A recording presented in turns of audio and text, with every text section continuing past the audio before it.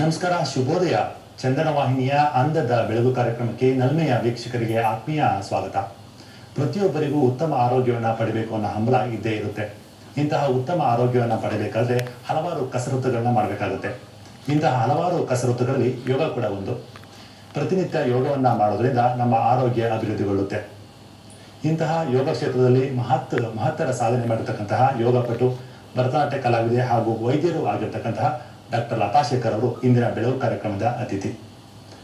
ಲತಾ ಶೇಖರ್ ಕೃಷ್ಣದೇವರಯ್ಯ ಮತ್ತು ಶ್ರೀಮತಿ ದಂಪತಿಗಳಿಗೆ ಮಧ್ಯಮ ಪುತ್ರಿಯಾಗಿ ಜನಿಸಿದ್ದು, ತಮ್ಮ PUC ವಿದ್ಯಾಭ್ಯಾಸದ ನಂತರ ಭರತನಾಟ್ಯ ಮತ್ತು ಯೋಗ ಶಿಕ್ಷಣದಲ್ಲಿ ತಮ್ಮನ್ನು ತಾವು ತೊಡಗಿಸಿಕೊಂಡರು.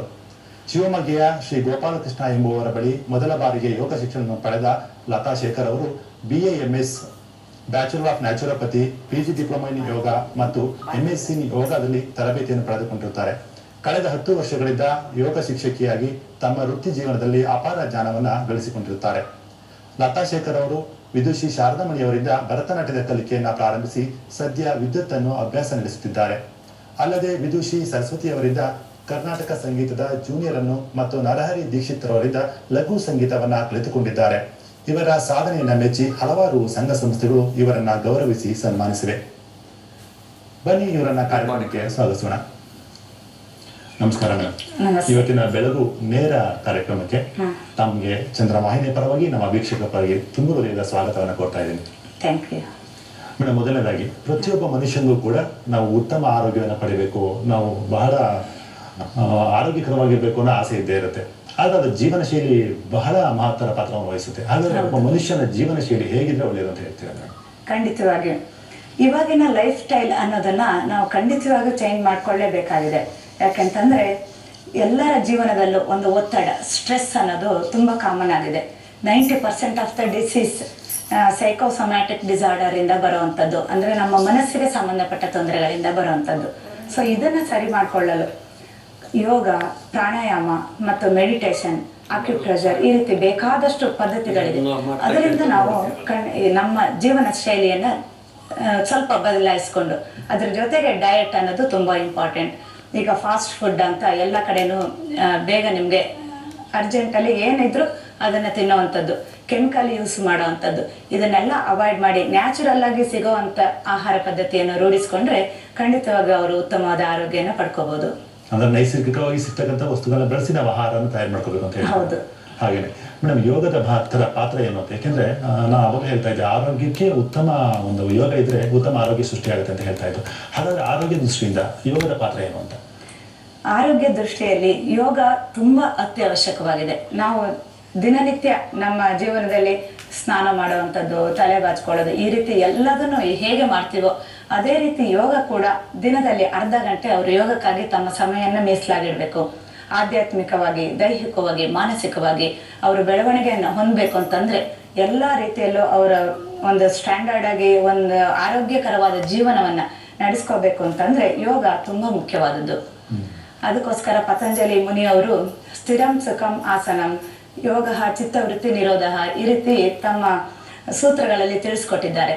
ಅದನ್ನು ನಾವು ಸ್ವಲ್ಪ ರೀತಿಯಲ್ಲಿ ಆದ್ರೂ ಕೂಡ ನಮ್ಮ ಜೀವನದಲ್ಲಿ ಅಳವಡಿಸ್ಕೋಬೇಕು. ಅಂದ್ರೆ ಚಿತ್ತ ವೃತ್ತಿ ನಿರೋಧ ಅಂದ್ರೆ ಮನಸ್ಸಿನ ಕಾಮನೆಗಳನ್ನ, ಕಾಮ, ಕ್ರೋಧ, ಮದ, ಮಾತ್ಸರ್ಯ ಈ ಎಲ್ಲಗಳನ್ನ ಸಂಪೂರ್ಣವಾಗಿ ನಮಗೆ ಬಿಡ್ಲಿಕ್ಕೆ ಆಗದೆ ಇದ್ರು ಸ್ವಲ್ಪ ಮಟ್ಟಿಗೆ ಕಂಟ್ರೋಲ್ ಮಾಡ್ತಾ ಹೋದ್ರೆ ಮಾನಸಿಕವಾಗಿ ನಾವು ನೆಮ್ಮದಿಯನ್ನು ಹೊಂದ್ತಾ ಹೋಗಿರಬಹುದು. ಅದರಿಂದ ಮನಸ್ಸನ್ನ ಸರಿಯಾಗಿ ಇಟ್ಕೊಂಡ್ರೆ ನಮ್ಮ ದೇಹ ಆಟೋಮೆಟಿಕ್ ಆಗಿ ಸರಿಯಾಗ್ತಾ ಹೋಗುತ್ತೆ. ಎಲ್ಲ ರೀತಿಯಲ್ಲೂ ಆರೋಗ್ಯಕರವಾದ ಜೀವನ ನಡೆಸಬಹುದು. ಕಂಟ್ರೋಲ್ ಮಾಡ್ಕೋಬೇಕು. ಅದಕ್ಕೆ ತುಂಬಾ ಬೇರೆ ಬೇರೆ ರೀತಿಯ ಮೆಥಡ್ಸ್ ಇರುತ್ತೆ. ಪ್ರಾಣಾಯಾಮದ ಮೂಲಕ, ಮೆಡಿಟೇಷನ್, ಧ್ಯಾನ, ಇದರ ಮೂಲಕ ಆಸನಾಸ, ಈ ರೀತಿ ಎಲ್ಲ ನಮ್ಮ ದೇಹಕ್ಕೆ ಯಾವ್ದು ಬೇಕೋ ಅದಕ್ಕೆ ಅನುಗುಣವಾಗಿ ನಾವು ಕಲ್ತ್ಕೊಂಡ್ರೆ ಎಲ್ಲ ಕಾಯಿಲೆಗಳನ್ನು ಕೂಡ ಕಂಟ್ರೋಲ್ ಮಾಡ್ಕೊಂಡು ನಮ್ಮ ಜೀವನ ಸರಿಯಾದ ರೀತಿಯಲ್ಲಿ ನಡ್ಸ್ಕೊಂಡು ಹೋಗ್ಬೋದು. ಈಗ ಪ್ರತಿಯೊಬ್ಬ ಮನುಷ್ಯನ ಜೀವನದಲ್ಲಿ ಯಾವುದೇ ಒಂದು ಕಲಿಯೋದಕ್ಕೆ ವಯಸ್ಸಿನ ಅಂತರ ಬರೋದಿಲ್ಲ, ವಯಸ್ಸು ಅಂತರ ಇಲ್ಲ. ಆದ್ರೆ ಯೋಗವನ್ನ ಯಾವ ವಯಸ್ಸಲ್ಲಿ ಕಲ್ತ್ರೆ ಬಹಳ ಸೂಕ್ತ ಅಂತ, ಯಾವ ವಯಸ್ಸು ಶುರು ಮಾಡ್ಬೇಕು ಅಂತ ಹೇಳ್ತೀರಾ? ಶುರು ಮಾಡ್ಬೇಕಾದ್ರೂ ಕೂಡ ನಾವು 4 ವರ್ಷದಿಂದ ಯೋಗನ ಸ್ಟಾರ್ಟ್ ಮಾಡ್ಬೋದು. ಈಗ ಅದಕ್ಕೆ ಒಂದು ಕಂಪಲ್ಸರಿ ಇದೇ ಏಜ್ ಆಗ್ಬೇಕು ಅಂತ ಇಲ್ಲ. ಜೀವ ಇರುವಂತ ಎಲ್ಲ ಅಂದ್ರೆ ಉಸಿರಾಟ ನಡೆಸ್ತಾ ಇರುವಂತ ಮನುಷ್ಯರು, ಅಂದ್ರೆ ಈಗ ಇವನ್ ಬೆಡ್ ರಿಡನ್ ಆಗಿರ್ಬೋದು, ವಯಸ್ಸಾಗಿರ್ಬೋದು, ಅಥವಾ ತುಂಬಾ ಚಿಕ್ಕವರಾಗಿರ್ಬೋದು, ಯಾವುದೇ ರೀತಿಯ ಕಂಡೀಷನ್ ಅಲ್ಲಿ ಇದ್ರು ಅವರ ದೇಹಕ್ಕೆ ಅನುಗುಣವಾಗಿ ಯೋಗವನ್ನು ಖಂಡಿತವಾಗಿ ಅವ್ರು ಮಾಡ್ಬೇಕು. ಆಗ ಮಾತ್ರ ಅದು ಅಂದ್ರೆ ಯಾವ ಯೋಗ ಮಾಡಬೇಕು, ಕಷ್ಟಕರವಾದ ಆಸನಗಳನ್ನು ಮಾಡಬೇಕು ಅಂತಿಲ್ಲ. ಅದಕ್ಕೆ ತುಂಬಾ ಸಿಂಪಲ್ ಆದ ಟೆಕ್ನಿಕ್ಸ್ ಇರುತ್ತೆ, ಅದನ್ನ ಫಾಲೋ ಮಾಡ್ಕೊಂಡು ಮಾಡ್ತಾ ಬರ್ಬೇಕಾಗುತ್ತೆ. ವಯಸ್ಸಿನ ಅಂತರ ಇಲ್ಲ, ವಯಸ್ಸಿನ ಅಂತರ ಇಲ್ಲ. ಬಟ್ ತುಂಬಾ ಚಿಕ್ಕಕ್ಕಿದ್ದಾಗ ನಾವು ಫೋರ್ಸ್ಫುಲ್ ಆಗಿ ಹೇಳ್ಕೊಡ್ಬಾರ್ದು. ಅದಕ್ಕೋಸ್ಕರ 4 ವರ್ಷದಿಂದ ತಗೊಳ್ಬೋದು. 4 ವರ್ಷ ಸೂಕ್ತ ಅಂತ ಹೇಳ್ತೀರಾ? 4 ರಿಂದ 5 ಹೇಳ್ತೀರಾ. ಇಲ್ಲಿ ಆಸನಗಳನ್ನು ತುಂಬಾ ಯೋಗಾಸನಗಳನ್ನ ಕೇಳ್ತಿದ್ವಿ, ತುಂಬಾ ಇದೆ ಅದರಲ್ಲಿ. ಅದರಲ್ಲಿ ಪ್ರಮುಖವಾಗಿರ್ತಕ್ಕಂಥ ಯೋಗಾಸನಗಳು ಯಾವ್ದು ಹೇಳ್ತೀರಾ? ಆಕ್ಚುಲಿ ಹೇಳ್ಬೇಕು ಅಂತಂದ್ರೆ 84 ಲಕ್ಷ ಆಸನಗಳಿದೆ. ಅದರಲ್ಲಿ ನಮ್ಮ ದೇಹಕ್ಕೆ ಯಾವ್ದ್ಯಾವ್ದು ಅನುಗುಣ ಆಗಿರುತ್ತೆ ಅಂದ್ರೆ ಅವರ ಏಜ್ ಪ್ರಕಾರವಾಗಿ ಕೆಲವೊಂದು ಪರ್ಟಿಕ್ಯುಲರ್ ಧ್ಯಾನಕ್ಕೆ ಸಂಬಂಧಪಟ್ಟಿದ್ರಲ್ಲಿ ವಜ್ರಾಸನ, ಪದ್ಮಾಸನ ಇದಕ್ಕೆ ತುಂಬಾ ಇಂಪಾರ್ಟೆನ್ಸ್ ಹಿಂದಿನಿಂದ ಕೊಟ್ಟಿದ್ದಾರೆ. ಈ ಯೋಗ ಅನ್ನೋದು ವೇದ ಪುರಾಣ ಅಷ್ಟು ಹಿಂದಿನಿಂದನೂ ಬಂದಿರುವಂತದ್ದು. ಅದರಲ್ಲಿ ಮುಖ್ಯವಾದ ಕೆಲವೊಂದು ಆಸನಗಳು ಕೆಲವೊಂದು ಕಾಯಿಲೆಗಳನ್ನ ಕ್ಯೂರ್ ಮಾಡ್ಲಿಕ್ಕೆ ಕೂಡ, ಉದಾಹರಣೆಗೆ ಸಕ್ಕರೆ ಕಾಯಿಲೆ ಇರೋರಿಗೆ ಪ್ಯಾಂಕ್ರಿಯಾಸ್ ಆಕ್ಟಿವೇಟ್ ಆಗ್ಲಿಕ್ಕೆ ಯಾವ ಆಸನ ಮಾಡಬೇಕು. ಸೊ ಟ್ವಿಸ್ಟಿಂಗ್ ಆಸನಾಸ್, ಅದರಲ್ಲೂ ಸ್ಟ್ಯಾಂಡ್, ಸಿಟ್ಟಿಂಗ್, ಪ್ರೋನ್, ಸಪೇನ್ ಅಂದ್ರೆ ಕೂತ್ಕೊಂಡು ಮಾಡುವಂಥದ್ದು, ನಿಂತ್ಕೊಂಡು ಮಾಡುವಂಥದ್ದು, ಮಲಗಿ, ಆ ರೀತಿ ಆಸನಗಳು ಡಿವೈಡ್ ಮಾಡಿದ್ದಾರೆ. ಅದರಲ್ಲಿ ನಮ್ಮ ದೇಹದ ಅಂಗಾಂಗಗಳ ಯಾವ ಆಸನವನ್ನು ಮಾಡಿದ್ರೆ ಅದು ಪರಿವರ್ತನೆ ಹೊಂದ್ತಾ ಬರುತ್ತೆ, ಕ್ಯೂರ್ ಆಗ್ತಾ ಹೋಗುತ್ತೆ, ಅದಕ್ಕೆ ತಕ್ಕ ಹಾಗೆ ಕಲ್ತ್ಕೊಂಡು ಯೋಗ ಅಭ್ಯಾಸ ಮಾಡ್ಬೇಕಾಗುತ್ತೆ. ನಾವು ಸಾಮಾನ್ಯವಾಗಿ ತಿಳಿದ ಮಟ್ಟಿಗೆ ಈ ಶವಾಸನ ಮತ್ತೆ ಪದ್ಮಾಸನ ಬಹಳ ಯಶಸ್ವಿಯಾದಂತ, ಮತ್ತೆ ಸೂರ್ಯ ನಮಸ್ಕಾರಗಳು ಇವೆಲ್ಲ ಅದ್ರ ಮಹತ್ವ ಏನು? ಖಂಡಿತವಾಗಿ. ಯಾಕೆಂದ್ರೆ ಪದ್ಮಾಸನ ಅನ್ನೋದು, ವಜ್ರಾಸನ ಅನ್ನೋದು ಇವೆಲ್ಲ ಇದು ಮೆಡಿಟೇಟಿವ್ ಪೋಸ್ಚರ್ ಅಂತ ಕರಿತೀವಿ. ನಾವು ಯಾವುದೇ ಧ್ಯಾನ ಮಾಡುವಾಗ ಕೆಲವೊಂದು ಮುದ್ರಾದ ಜೊತೆ ಆ ಆಸನವನ್ನು ಮಾಡಿದ್ರೆ ನಮ್ಮ ಮಾನಸಿಕ ಸ್ಥಿತಿ ಕಂಟ್ರೋಲ್ ಬರ್ತಾ ಹೋಗುತ್ತೆ. ಯಾವುದೇ ರೀತಿ ಥಾಟ್ಸ್ ವೇವ್ಸ್ ಅಂತ ಕರಿತೀವಿ, ಅಂದ್ರೆ ಯೋಚನೆಗಳು ತುಂಬಾ ಬರೋದನ್ನ ಕಂಟ್ರೋಲ್ ಮಾಡ್ತಾ ಹೋಗುತ್ತೆ. ಆಗ ನಮ್ಗೆ ಬೇರೆ ಆಸನ ಮಾಡ್ಲಿಕ್ಕಾಗ್ಲಿ ಅಥವಾ ಪೋಸ್ಚರ್ ಅಲ್ಲಿ ಕರೆಕ್ಟ್ ಆಗ್ಲಿಕ್ಕೆ ಮೆಡಿಟೇಷನ್ ಮಾಡುವಾಗ ಅದನ್ನ ಅಳವಡಿಸ್ತಾ ಬರ್ಬೇಕಾಗುತ್ತೆ. ಮತ್ತೆ ಸೂರ್ಯ ನಮಸ್ಕಾರ ಅನ್ನೋದು, ಸೂರ್ಯನಿಗೆ ಕಣ್ಣಿಗೆ ಕಾಣುವಂತ ದೇವರು ಸೂರ್ಯ. ಸೊ ಸೂರ್ಯ ನಮಸ್ಕಾರ ತುಂಬಾ ಪ್ರಮುಖವಾದ ಒಂದು ಅಂಗವಾಗಿದೆ ಈ ಯೋಗದಲ್ಲಿ. ಯಾಕಂದ್ರೆ ದೈಹಿಕವಾಗಿ, ಮಾನಸಿಕವಾಗಿ, ಸ್ಪಿರಿಚುವಲ್ ಆಗಿ ಎಲ್ಲ ರೀತಿ ಮುಂದೆ ಬರ್ಲಿಕ್ಕೆ, ಕಾನ್ಸಂಟ್ರೇಷನ್, ಮೆಮೊರಿ ಪವರ್ ಜಾಸ್ತಿ ಆಗ್ಲಿಕ್ಕೆ ಮಕ್ಕಳಿಂದ ನಾವು ಅದನ್ನ ಸ್ಟಾರ್ಟ್ ಮಾಡಿದ್ರೆ ಖಂಡಿತವಾಗಿ ಅವರು ಎಲ್ಲಾ ರೀತಿಯಲ್ಲೂ ಬಾಡಿ ಫಿಟ್ನೆಸ್ ಇಂದ ಹಿಡಿದು ಈ ಒಬೆಸಿಟಿ ಅನ್ನೋದನ್ನ ಕಡಿಮೆ ಮಾಡ್ಕೊಳ್ಳಿಕ್ಕೆ ಎಲ್ಲದಕ್ಕೂ ಸೂರ್ಯ ನಮಸ್ಕಾರ ಉತ್ತಮವಾದ ಒಂದು ಇದು. ಮತ್ತೆ ಬಹಳ ಸರಳವಾದ ಆಸನ ಅಂದ್ರೆ ನಮಗೆ ಶವಾಸನ ಅಂತ ಹೇಳ್ತಾರೆ, ಮತ್ತೆ ಅದು ಬಹಳ ಎಫೆಕ್ಟಿವ್ ಇದೆ ಅಂತ ಕೂಡ ಹೇಳ್ತಾರೆ. ಏನಾದ್ರು ಮಹತ್ವ ಏನು? ಆಕ್ಚುಲಿ ಶವಾಸನ ಕೆಲವರಿಗೆ ಅದು ಕಷ್ಟ ಅಂತ ಅನ್ಸ್ಬೋದು. ಯಾಕಂದ್ರೆ ನಾವು ಪ್ರತಿಯೊಂದು ಅಂಗಾಂಗಗಳನ್ನು ವಿಶ್ರಾಂತಿಯಲ್ಲಿ ಇಟ್ಕೊಳ್ಳುವಂಥದ್ದು, ಒಂದೊಂದು ಅಂಗಕ್ಕೆ ಕಾನ್ಸಂಟ್ರೇಟ್ ಮಾಡಿಬಿಟ್ಟು ಅದನ್ನು ವಿಶ್ರಾಂತಿಗೊಳಿಸ್ತಾ ಹೋಗೋದು.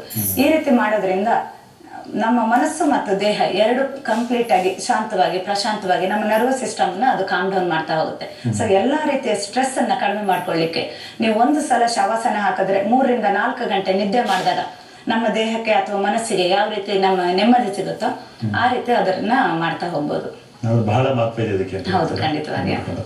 ಈಗ ನೀವು ಹೇಳ್ತಾ ಇದ್ರಿ 4 ವರ್ಷ ನಂತರ ಯೋಗಾಸನವನ್ನು ಶುರು ಮಾಡಿದ್ರೆ ಬಹಳ ಒಳ್ಳೆಯದು ಅಂತ ಹೇಳ್ತಾ ಇದ್ರಿ. ಸಾಮಾನ್ಯ ಎಲ್ಲರಿಗೂ ಅನ್ವಯ ಆಗುತ್ತಾ ಅಥವಾ ಪುರುಷರಿಗಾಗಿ ಯೋಗ, ಮಹಿಳೆಯರಿಗಾಗಿ ಯೋಗ, ಮಕ್ಕಳಿಗಾಗಿ ಯೋಗ ಅಂತ ಏನೋ ಸಪರೇಟ್ ಏನಾದ್ರು ತರ ಏನೋ ಇದೆಯಾ? ಆ ರೀತಿ ಸಪರೇಟ್ ಇರೋದಿಲ್ಲ. ಬಟ್ ಮಕ್ಕಳು ಮಾಡುವಾಗ ಫ್ಲೆಕ್ಸಿಬಿಲಿಟಿ ಅವ್ರಿಗೆ ತುಂಬಾ ಚೆನ್ನಾಗಿರುತ್ತೆ. ಕಷ್ಟಕರವಾದ ಆಸನ ಅವ್ರಿಗೆ ಕಲಿಸ್ಕೊಡ್ಬೋದು. ಮತ್ತೆ ಮಹಿಳೆಯರಿಗೆ ಕೆಲವೊಂದು ಯೂಟ್ರಸ್ ಪ್ರಾಬ್ಲಮ್ಸ್ ಇದ್ರೆ, ಗರ್ಭಕೋಶದ ತೊಂದರೆಗಳಿಗೆ ಯಾವ ಆಸನ ಮಾಡ್ಬೇಕು ಅದನ್ನ ಸೆಲೆಕ್ಟ್ ಮಾಡ್ಕೊಂಡು ಅವರು ದಿನ ಮಾಡ್ತಾ ಬಂದ್ರೆ ಮತ್ತೆ ಬಾಡಿ ಫಿಟ್.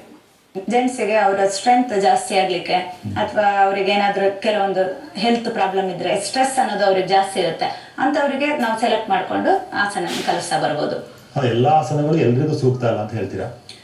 ಎಲ್ರು ಎಲ್ಲದೂ ಮಾಡ್ಬೇಕಾಗಿಲ್ಲ, ಬಟ್ ಮಾಡಿದ್ರೇನು ಅದ್ರಲ್ಲಿ ತಪ್ಪಿಲ್ಲ. ಬಟ್ ಯಾವ್ದಾದ್ರು ತೊಂದರೆ ಇದ್ರೆ, ಈಗ ಬೆನ್ನು ನೋವಿಂದ ಕೆಲವರು ನರಳ್ತಾ ಇರ್ತಾರೆ, ಅಥವಾ BP, ಹಾರ್ಟ್ ಪ್ರಾಬ್ಲಮ್ ಈ ರೀತಿ ಇದ್ದಾಗ ನಾವು ಅವರ ಕಂಡೀಷನ್ ನೋಡಿ ಅವರಿಗೆ ತಕ್ಕ ಹಾಗೆ ಯೋಗಾಭ್ಯಾಸನ ಶುರು ಮಾಡ್ಬೇಕಾಗುತ್ತೆ.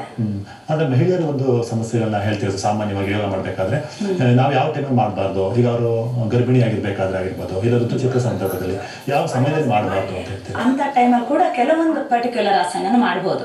ಗರ್ಭಿಣಿಯರಿಗೆ ಕೆಲವೊಂದು ಪ್ರಾಣಾಯಾಮ ತುಂಬಾ ಇಂಪಾರ್ಟೆಂಟ್ ಆಗುತ್ತೆ. ಪೆಲ್ವಿಕ್ ರೀಜನ್ಗೆ ಸಂಬಂಧಪಟ್ಟ ಕೆಲವೊಂದು ಸಿಂಪಲ್ ಆಗಿರೋ ಆಸನಗಳನ್ನ ಖಂಡಿತವಾಗಿ ಅವ್ರು ಮಾಡ್ಬೇಕು. ಹೇಗೆ ಅವರ ಪ್ರಾಬ್ಲಮ್ಗೆ ತಕ್ಕ ಹಾಗೆ ನಾವು ಕಲ್ತ್ಕೊಂಡು ಮಾಡ್ಬೇಕಾಗುತ್ತೆ. ಈಗ ಜೂನ್ 21ರಂದು ನಾವು ಅಂತಾರಾಷ್ಟ್ರೀಯ ಮಟ್ಟದಲ್ಲಿ ಒಂದು ವಿಶ್ವ ಯೋಗ ದಿನವನ್ನ ಆಚರಣೆ ಮಾಡ್ತಾ ಇದೀವಿ. ಆ ಒಂದು ಜೂನ್ 21 ಮಾಡಬೇಕು ಪ್ರತಿ ವರ್ಷ ಅಂತ ಆಗಿದೆ ಇವಾಗ. ಅದ್ರ ಬಗ್ಗೆ ತಾವೇನ್ ಹೇಳಕ್ಕೆ ಇಷ್ಟಪಡ್ತೀರಾ? ಅದೊಂದು ತುಂಬಾ ಹೆಮ್ಮೆಯ ವಿಷಯ. ಯಾಕೆಂತಂದ್ರೆ ಇಡೀ ಪ್ರಪಂಚಕ್ಕೆ ಆ ಅವೇರ್ನೆಸ್ ಅನ್ನೋದು ಕ್ರಿಯೇಟ್ ಆಯ್ತು ಅದರಿಂದ. ಸೊ ಪ್ರತಿಯೊಬ್ರು ಯೋಗದ ಮಹತ್ವವನ್ನ ಅದರಿಂದ ತಿಳ್ಕೊಳ್ಳೋ ಹಾಗಾಯ್ತು. ಯೋಗದಿಂದ ಏನೇನು ಮಾಡ್ಬೋದು, ಎಷ್ಟು ಒಳ್ಳೆಯ ರೀತಿ ನಾವು ಸ್ವಾಸ್ಥ್ಯ ಸಮಾಜವನ್ನ ನಿರ್ಮಾಣ ಮಾಡ್ಬೋದು ಅನ್ನೋದ್ರ ಬಗ್ಗೆ ಇಡೀ ಪ್ರಪಂಚದಲ್ಲಿ ಒಂದು ಅವೇರ್ನೆಸ್ ಕ್ರಿಯೇಟ್ ಆಯ್ತು. ಸೊ ಹಾಗಾಗಿ ಎಲ್ರಿಗೂ ಯೋಗ ಅಂದ್ರೆ ಏನು, ಅದ್ರ ಮಹತ್ವವನ್ನು ತಿಳ್ಕೊಳ್ಳುವಾಗ ಆಯ್ತು. ಅಂದ್ರೆ ವಿಶ್ವಸಂಸ್ಥೆ ಅದ್ರ ಬಗ್ಗೆ ವಿಶ್ವಸಂಸ್ಥೆ ತುಂಬಾ ಚೆನ್ನಾಗಿ ಹೌದು ಹೌದು ಈಗ ಅವ್ರು ಹೇಳ್ತಾರೆ ಯೋಗವನ್ನ ಮಾಡ್ಬೋದು, ಮಹಿಳೆಯರು ಕೆಲವೊಂದು ಯೋಗ ಆಸನಗಳನ್ನ ಬಿಟ್ಟು ಬೇರೆ ಮಾಡ್ಬೋದು ಅಂತ ಹೇಳ್ತಾರೆ. ಆದ್ರೆ ಯಾವ ಸಮಯದಲ್ಲಿ ಮಾಡಿರೋ ಒಳ್ಳೆಯದು? ಕೆಲವರು ಬೆಳಿಗ್ಗೆ ಮಾಡಿದ್ರೆ ಸೂಕ್ತ ಅಂತ ಹೇಳ್ತಾರೆ, ಕೆಲವರಿಗೆ ಬೆಳಿಗ್ಗೆ ಆಗೋದಿಲ್ಲ, ಬೆಳಿಗ್ಗೆ ಕಚೇರಿ ಕೆಲಸಕ್ಕೆ ಹೋಗಬೇಕಾಗುತ್ತೆ ಅಂತ ಟೈಮಲ್ಲಿ ಸಂಜೆ ಕೂಡ ಮಾಡ್ಬೋದಾ ಅಥವಾ ಮಧ್ಯಾಹ್ನ ಟೈಮ್ ಮಾಡ್ಬೋದಾ? ಯಾವ ವೇಳೆಯಲ್ಲಿ ಮಾಡಿದ್ರೆ ಸೂಕ್ತ? ಬೆಳಿಗ್ಗೆ ಮಾಡಿದ್ರೆ ತುಂಬಾ ಒಳ್ಳೇದು, ಯಾಕೆಂದ್ರೆ ಪ್ರಾಣಿಕ್ ಎನರ್ಜಿ ಆಗೋದು ಹೆಚ್ಚು ಇರೋದ್ರಿಂದ. ಬಟ್ ಬೆಳಿಗ್ಗೆನೆ ಮಾಡ್ಬೇಕು ಅಂತ ಯಾವುದೇ ರೂಲ್ಸ್ ಇರೋದಿಲ್ಲ. ಈ ಖಾಲಿ ಹೊಟ್ಟೆಯಲ್ಲಿ ಅಂದ್ರೆ ಊಟದ ನಂತರ 4 ಗಂಟೆ ಟೈಮ್ ಅನ್ನು ಇಟ್ಕೋಬೇಕಾಗತ್ತೆ. ಸಂಜೆ ಟೈಮಲ್ಲಿ ಕೂಡ ಮಾಡಿದ್ರು ಒಳ್ಳೇದೇನೆ. ಅದರಲ್ಲೂ ಪ್ರಾಣಾಯಾಮ, ಆಸನ, ಇವರ ಪ್ರಕಾರ ಪತಂಜಲಿ ಮುನಿ ಪ್ರಕಾರ ಯಮ, ನಿಯಮ, ಆಸನ, ಪ್ರಾಣಾಯಾಮ, ಪ್ರತ್ಯಾಹಾರ, ಧ್ಯಾನ, ಧಾರಣ, ಸಮಾಧಿ ಈ ರೀತಿ 8 ಅಂಗಗಳಾಗಿ ವಿಂಗಡಿಸಿದ್ದಾರೆ. ಯಾಕೆಂತಂದ್ರೆ ಈಗ ಆಸನ, ಪ್ರಾಣಾಯಾಮ. ಸೊ ಆಸನ ಅಂದ್ರೆ ನಮ್ಮ ಬಾಡಿ ಫಿಸಿಕಲ್ ಪೋಸ್ಚರ್ ಅನ್ನು ನಾವು ಕರೆಕ್ಟ್ ಮಾಡ್ಕೊಂಡ್ರೆ, ಲಂಗ್ಸ್ ಎಕ್ಸ್ಪಾನ್ಷನ್ ಆಗ್ಲಿ ಎಲ್ಲ ಕರೆಕ್ಟ್ ಆಗಿದ್ರೆ ಪ್ರಾಣಾಯಾಮ ಮಾಡ್ಲಿಕ್ಕೆ ಅದು ಸೂಕ್ತ ಆಗುತ್ತೆ, ನಮ್ಮ ಬಾಡಿ ಸಿದ್ಧಗೊಳಿಸೋದು. ಆ ರೀತಿ ಯಮ, ನಿಯಮ ಅಂದ್ರೆ ನಮ್ಮ ಸ್ವಚ್ಛತೆಯನ್ನ ಕಾಪಾಡ್ಕೊಳ್ಳುವಂಥದ್ದು, ಸೆಲ್ಫ್ ಡಿಸಿಪ್ಲಿನ್ ಮತ್ತು ಸೋಷಿಯಲ್ ಡಿಸಿಪ್ಲಿನ್. ಹಾಗೆ ನಾವು ಇರುವಂತ ಪರಿಸರ ನೀಟಾಗಿರ್ಬೇಕು, ಯೋಗ ಮಾಡ್ಲಿಕ್ಕೆ ಒಂದು ಸೂಕ್ತವಾದ ಜಾಗ ಇರಬೇಕು, ಆ ರೀತಿ. ಸೊ ಈ ರೀತಿ ಅಳವಡಿಸ್ಕೊಂಡು ಮಾಡ್ತಾ ಬರ್ಬೋದು. ಅಂದ್ರೆ ಬೆಳಗ್ಗೆ ಮಾಡಿದ್ರೆ ಬಹಳ ಸೂಕ್ತ, ರಾತ್ರಿ ಕೂಡ ಮಾಡ್ಬೋದು ಅಂತ ಹೇಳ್ತೀರಾ. ಈ ಒಂದು ಯೋಗವನ್ನ ಮಾಡುವಂತ ವೇಳೆಯಲ್ಲಿ ನಾವು ಆಹಾರ ಪದ್ಧತಿ ಹೇಗಿರ್ಬೇಕು ಅಂತ ಹೇಳ್ತೀರಾ?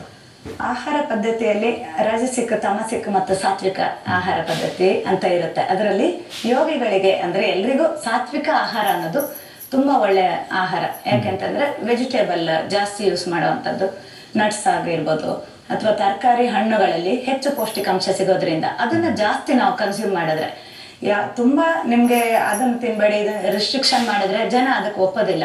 ಸೊ ಅದಕ್ಕೆ ಅದ್ರ ಜೊತೆಗೆ ಹಣ್ಣು ತರಕಾರಿನ ಜಾಸ್ತಿ ತಿನ್ನುವಂಥದ್ದು, ಫ್ರೆಶ್ ಜ್ಯೂಸಸ್ ಜಾಸ್ತಿನ ನಾವು ಸೇವಿಸ್ತಾ ಬಂದ್ರೆ, ಉದಾಹರಣೆಗೆ ಬೀಟ್ರೂಟ್ ಜ್ಯೂಸ್, ಕ್ಯಾರೆಟ್ ಜ್ಯೂಸ್, ಇಂಥದ್ದೆಲ್ಲ ತುಂಬಾ ನಮ್ಮ ಬಾಡಿಗೆ ಫೋಲಿಕ್ ಆಸಿಡ್ ಇಂದ ಹಿಡಿದು ಕ್ಯಾಲ್ಸಿಯಂ, ಐರನ್ ಎಲ್ಲ ರಿಚ್ ಇರುತ್ತೆ.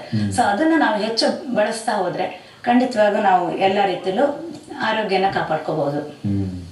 ಇತ್ತೀಚಿನ ದಿನಗಳಲ್ಲಿ ನಾವು ಗಮನಿಸಿದಾಗ ಎಲ್ಲರೂ ಕೂಡ ಸ್ಟ್ರೆಸ್ ಅನ್ನ ಒಂದು ಬರುತ್ತೆ. ಈಗ ಒಂದು ಸ್ಟ್ರೆಸ್ ಮ್ಯಾನೇಜ್ಮೆಂಟ್ ಅಂತ ಒಂದು ಕೋಶ ಬಂದ್ಬಿಟ್ಟಿದೆ.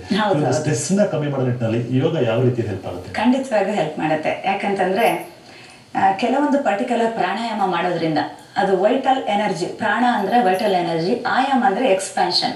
ಸೊ ನಾವು ನಮ್ಮ ಪ್ರಾಣನ ಅಂದ್ರೆ ಬ್ರೆತ್ ರೇಟ್ ಅನ್ನ ಜಾಸ್ತಿ ಮಾಡ್ಕೊಳ್ತಾ ಹೋಗುವಂಥದ್ದು, ಎಕ್ಸ್ಪ್ಯಾನ್ಷನ್ ಅಂದ್ರೆ ಸ್ಲೋ ಬ್ರೀದಿಂಗ್, ಆ ಡೆಪ್ತ್ ನ ಹೆಚ್ಚು ಮಾಡ್ಕೊಳ್ತಾ ಹೋಗುವಂಥದ್ದು. ಈ ರೀತಿ ಮಾಡೋದ್ರಿಂದ ನಮ್ಮ ಬ್ರೈನ್ ಸೆಲ್ಸ್ ಅದು ಆಕ್ಟಿವೇಟ್ ಮಾಡ್ತಾ ಹೋಗುತ್ತೆ. ಇಡೀ ನರ್ವಸ್ ಸಿಸ್ಟಮ್ ಕಾಮ್ ಡೌನ್ ಆಗೋದ್ರಿಂದ ಈಗ BP ಇದ್ದವರಿಗಾಗ್ಲಿ ಅಥವಾ ಸ್ಟ್ರೆಸ್ ಇರೋರಿಗೆ, ಈಗ ಮ್ಯಾಕ್ಸಿಮಮ್ ಕಾಯಿಲೆಗಳು ಬರುವಂಥದ್ದು ಶುಗರ್ ಮತ್ತೆ BP ಅಂತೂ ಖಂಡಿತವಾಗಿ ಸ್ಟ್ರೆಸ್ ಇಂದಾನೆ ಬರುವಂಥದ್ದು.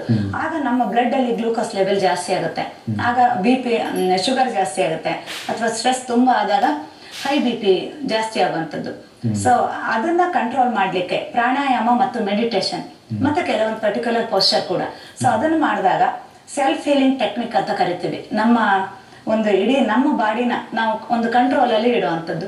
ಅದು ಮಾಡಿದಾಗ ನಮ್ 90% ಡಿಸೀಸ್ ಅನ್ನ ಕಡಿಮೆ ಮಾಡ್ಕೋಬಹುದು, ಬರದೇ ಇರೋ ಹಾಗೆ ಖಂಡಿತವಾಗಿಯೂ ಕಂಟ್ರೋಲ್ ಮಾಡ್ಕೋಬಹುದು. ಇಷ್ಟೆಲ್ಲ ಸಾಧನೆ ಮಾಡಿರೋ ನೀವು ಯಾವ ವಯಸ್ಸಲ್ಲಿ ಯೋಗವನ್ನು ಶುರು ಮಾಡಿದ್ರಿ ಅಂತ?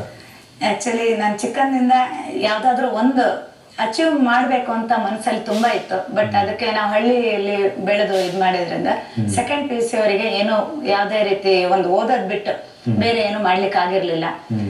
ಮತ್ತೆ ಸೆಕೆಂಡ್ PUC ನಲ್ಲೇ ಮದ್ವೆ ಆಯ್ತು. ಆಮೇಲೆ 28ನೇ ವಯಸ್ಸವರೆಗೂ ನನ್ ಮಗ ಹುಟ್ಟಿದ್ರಿಂದ ಅವನ ಕಡೆ ಗಮನ ಆಯ್ತು. ಸೊ 28ನೇ ವಯಸ್ಸಿನ ನಂತರ ಯೋಗ ಶಿಬಿರಕ್ಕೆ ಒಂದು ಅಟೆಂಡ್ ಮಾಡಿದ್ದೆ. ಸೊ ಯೋಗದ ಇಷ್ಟೊಂದು ಒಳ್ಳೆಯ ಒಂದು ವಿದ್ಯೆ ಆಗಿರೋದ್ರಿಂದ ಈ ಯೋಗ ಚಿಕಿತ್ಸೆಯಲ್ಲೇ ಯಾಕೆ ಮುಂದೆ ಬರಬಾರ್ದು ಅನ್ನೋ ಇದರಿಂದ ಅದನ್ನ ಕಲಿತಾ ಬಂದಿರೋದಂಥದ್ದು. ಈ ಯೋಗದಲ್ಲಿ ಒಳ್ಳೆ ಸಾಧನೆ ಮಾಡಿದ್ರೆ ಹಲವಾರು ಕಡೆ ನಿಮಗೆ ಗೌರವ ಪ್ರಶಸ್ತಿಗಳು ಸಿಕ್ಕಿದೆ, ಅದು ಒಂದು ಕಡೆ. ಆದ್ರೆ ನಿಮಗೆ ಸ್ಫೂರ್ತಿ, ಯಾಕೆಂದ್ರೆ ಯಾವುದೇ ಒಂದು ಕ್ಷೇತ್ರದಲ್ಲಿ ನಾವು ಕಾಲಿಡಬೇಕು ಅಂದ್ರೆ ಒಬ್ಬ ವ್ಯಕ್ತಿ ನಮಗೆ ಸ್ಫೂರ್ತಿ ಆಗ್ತಾರೆ, ಯಾವುದೋ ಒಂದು ಸನ್ನಿವೇಶ ಸ್ಫೂರ್ತಿ ಆಗುತ್ತೆ. ನಿಮಗೆ ಸ್ಫೂರ್ತಿ ಆದಂತ ಸನ್ನಿವೇಶ ಅಥವಾ ವ್ಯಕ್ತಿ ಯಾರಂತ ಹೇಳ್ತೀರಾ? ಅದು ವ್ಯಕ್ತಿ ಅನ್ನೋದಕ್ಕಿಂತನೂ ಬರ್ನಿಂಗ್ ಡಿಸೈರ್ ಅಂತ ಇದ್ರೆ ಯಾವ್ದಾದ್ರು ಗುರುಗಳು ನಮ್ಮನ್ನು ಹುಡ್ಕೊಂಡ್ ಬರ್ತಾರೆ ಅಂತ ಒಂದು ಬುಕ್ ಅಲ್ಲಿ ಓದಿದ್ದೆ. ಸೊ ನನ್ಗೆ ಇಷ್ಟೊಂದು ಆಸೆ ಇದ್ರು ಏನೂ ಆಗ್ತಾ ಇಲ್ಲ, 28 ವರ್ಷ ದಾಟಿದ್ರು ಯಾವ್ದು ಫೀಲ್ಡ್ ಅಲ್ಲೂ ಏನೂ ಇಲ್ಲ, ಅಚೀವ್ಮೆಂಟ್ ಇಲ್ಲ ನಂದು ಅಂತ ಒಂದು ಮನಸ್ಸಲ್ಲಿ ಕೊರಗಿತ್ತು. ಆಗ ಈ ರೀತಿ ಯೋಗ ಶಿಬಿರ ಇವೆಲ್ಲ ಅಟೆಂಡ್ ಮಾಡಿದಾಗ ನಮ್ಮ ಫ್ರೆಂಡ್ಸ್ ಜೊತೆಗೆ ನಾವು ಡಿಸ್ಕಸ್ ಮಾಡಿದಾಗೆಲ್ಲ ಒಬ್ರು ಶಿವಮೊಗ್ಗದಲ್ಲಿ ರಾಘವೇಂದ್ರ ಅಂತ ಯೋಗ ಕೇಂದ್ರದಲ್ಲಿ ಒಬ್ರು ಗೋಪಾಲ್ ಕೃಷ್ಣ ಅಂತ ಅನ್ನೋರಿದ್ದಾರೆ, ಅವರು ತುಂಬಾ ಚೆನ್ನಾಗಿ ಯೋಗ ಹೇಳ್ಕೊಡ್ತಾರೆ ಅಂತ ಯಾರು ಹೇಳಿದ್ರು. ಸೊ ಅವ್ರು ನಮ್ಮ ದೊಡ್ಡಪ್ಪನ ಮನೆ ಅಲ್ಲೇ ಇತ್ತು ಶಿವಮೊಗ್ಗದಲ್ಲಿ. ಅವರೆಲ್ಲರೂ ಸಪೋರ್ಟ್ ಮಾಡಿದ್ರು. ಮತ್ತೆ ಮನೆಯಲ್ಲಿ ನನ್ನ ಪತಿ, ಅಪ್ಪ ಅಮ್ಮ ಎಲ್ಲರದ್ದು ತುಂಬಾ ಸಪೋರ್ಟ್ ಇರೋದ್ರಿಂದ ನಾನು ಮನೆಯನ್ನು ಬಿಟ್ಟು ಅಲ್ಲಿ ಹೋಗಿ ಕಲೀಲಿಕ್ಕೆ ಸ್ಟಾರ್ಟ್ ಮಾಡಿದೆ. ಅದು ಬೇಸಿಕ್ ಕೋರ್ಸ್ ಅಂತ 6 months. ಆಮೇಲಿಂದ ಬರೀ ಯೋಗ ಕಲ್ತ್ರೆ ಸಾಲದು ಅಂತ ಅದರಲ್ಲಿ ಕೋರ್ಸಸ್ ಮಾಡಿದ್ರೆ ನಮ್ಮ ಬಾಡಿ ಬಗ್ಗೆನೂ ನಮಗೆ ಗೊತ್ತಿರಬೇಕು. ಅಂದ್ರೆ ಅನಾಟಮಿ ಬಗ್ಗೆ, ಯಾವ್ದಾದ್ರು ಕಾಯಿಲೆನ ಯಾಕೆ ಬರುತ್ತೆ, ಅದನ್ನ ಹೇಗೆ ಕ್ಯೂರ್ ಮಾಡೋದು ಅನ್ನೋದ್ರ ಬಗ್ಗೆನೂ ತಿಳುವಳಿಕೆ ಇರೋಕ್ಕೋಸ್ಕರ ಡಿಪ್ಲೊಮಾದಿಂದ ಸ್ಟಾರ್ಟ್ ಮಾಡಿ PG ಡಿಪ್ಲೊಮಾ, BSc, MSc, ಹಾಗೆ BAMS ಅಂದ್ರೆ ಬ್ಯಾಚುಲರ್ ಆಫ್ ಡಾಕ್ಟರೇಟ್ ಅನ್ನು ಮಾಡ್ತಾ ಬಂದೆ. ಅಂದ್ರೆ ಯೋಗದ ಜೊತೆಗೆ ನಮ್ಮ ಬಾಡಿ ರಚನೆ ಹೇಗಾಗುತ್ತೆ ಅಂತ ನಿಮಗೆ ಗೊತ್ತಿದ್ರೆ ಬಹಳ ಸುಲಭ ಆಗುತ್ತೆ. ಎಲ್ಲಿ ಏನು ನೋವು ಇರುತ್ತೆ, ಯಾವ್ದೋ ಒಂದು ಪೋಸ್ಟರ್ ಮಾಡಿದಾಗ ಅವ್ರಿಗೆ ನೋವಾದ್ರೆ ಅದನ್ನ ಹೇಗೆ ಸರಿಪಡಿಸ್ಕೋಬೇಕು ಅನ್ನೋದು ಕೂಡ ನಮ್ಗೆ ಗೊತ್ತಿರ್ಬೇಕು. ಯೋಗ ಕುರಿತಂತೆ ಯೋಗವನ್ನು ಅಭ್ಯಾಸ ಮಾಡಿದ್ರಿ, ತರಬೇತಿಯನ್ನು ಕೊಡ್ತಾ ಇದ್ರಿ, ಜೊತೆಗೆ ಹಲವಾರು ಕೃತಿಗಳನ್ನ ಬರೆದಿದ್ರಿ ಅಂತ ಹೇಳಿದ್ರೆ ಯಾವ ಕೃತಿಯನ್ನ ಬರೆದಿರಿ ಯೋಗದ ಬಗ್ಗೆ ಸಂಬಂಧಪಟ್ಟ ಹಾಗೆ ಮುದ್ರಾ ಸಂಜೀವಿನಿ ಅನ್ನೋ ಪುಸ್ತಕನ ಬರೆದಿದ್ದೀನಿ. ಅದು ಮುದ್ರಾ ಅನ್ನೋದು ಮುದ್ದ ಅನ್ನೋ ಸಂಸ್ಕೃತ ಶಬ್ದದಿಂದ ಬಂದಿರುವಂತದ್ದು. ನಮ್ಮ ದೇಹದಲ್ಲಿ ಹರಿತಾ ಇರೋ ಎಲ್ಲ ಪಂಚತತ್ವನ ಕೂಡ ಬ್ಯಾಲೆನ್ಸ್ಡ್ ಆಗಿ ಇಟ್ಕೊಳ್ಳಿಕ್ಕೆ ಈ ಮುದ್ರಾ ಅನ್ನೋದು ಅತ್ಯಂತ ಸಹಾಯಕಾರಿಯಾಗಿದೆ. ಅದು ತುಂಬಾ ಸಿಂಪಲ್ ಆಗಿರೋ ಟೆಕ್ನಿಕ್. ನಾನು ಸುಮ್ಮನೆ ಜನರ ಮೇಲೆ ಜಸ್ಟ್ ಒಂದೊಂದು ಮುದ್ರಾ ಮಾಡಿ ಈ ರೀತಿ ಆಗುತ್ತೆ ಅಂತ ಹೇಳಿದಾಗ ಅದ್ರ ಪರಿಣಾಮ ಅಷ್ಟು ಒಳ್ಳೇದಾಗಿ ಇದ್ದಿದ್ದನ್ನ ನೋಡ್ಬಿಟ್ಟು ಅದ್ರ ಬಗ್ಗೆ ಜಾಸ್ತಿ ಸ್ಟಡಿ ಮಾಡ್ತಾ ಹೋದೆ. ಹಾಗೆ ಬೇರೆ ಬೇರೆ ಇದರಲ್ಲಿ ಕಸ್ತೂರಿ ಚಾನಲ್ ಅದರಲ್ಲೆಲ್ಲ ಹೇಳಿದಾಗ ಜನಗಳ ಅಭಿಪ್ರಾಯ ತುಂಬಾ ಚೆನ್ನಾಗಿ ಬಂತು. ಅಂದ್ರೆ ಒಂದೊಂದು ಮುದ್ರಾ ನಾವು ಬರೀ ಟಿವಿ ನೋಡ್ ಮಾಡಿನೇ ಎಷ್ಟು ಇಫೆಕ್ಟಿವ್ ಆಗಿದೆ, ನೀವು ಅದ್ರ ಬಗ್ಗೆ ಬುಕ್ ಬರಿಬೇಕು ಅಂತ. ಸೊ ಆ ಒಂದು ಸ್ಫೂರ್ತಿಯಿಂದ ಮುದ್ರಾ ಸಂಜೀವಿನಿ ಅನ್ನೋ ಬುಕ್ ಬರೆದೆ. ಅದು ಈಗಾಗ 1000 ಜನಕ್ಕೆ ತಲುಪಿ ತುಂಬಾ ಉಪಯೋಗ ಆಗ್ತಾ ಇದೆ. ಮತ್ತೆ ಒಂದು ಕೃತಿಯನ್ನ ಬರಿತಾ ಇದೀನಿ ಅಂತ ಹೇಳಿದ್ರೆ ಯಾವ ಕೃತಿ?